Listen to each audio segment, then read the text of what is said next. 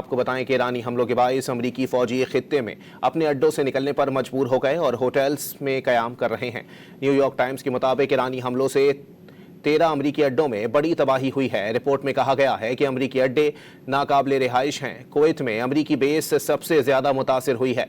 खित्ते में अमरीकी अड्डों में सिर्फ पायलट और टेक्नीशियन वगैरह मौजूद हैं।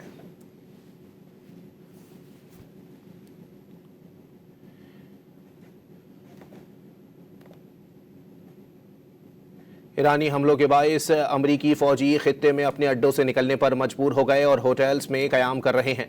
न्यूयॉर्क टाइम्स के मुताबिक ईरानी हमलों से 13 अमरीकी अड्डों में बड़ी तबाही हुई है। रिपोर्ट में कहा गया है कि अमरीकी अड्डे नाकाबिले रिहाइश हैं। कुवैत में अमरीकी बेस सबसे ज़्यादा मुतासिर हुई है। खित्ते में अमरीकी अड्डों में सिर्फ पायलट और टेक्नीशियन वगैरह मौजूद हैं।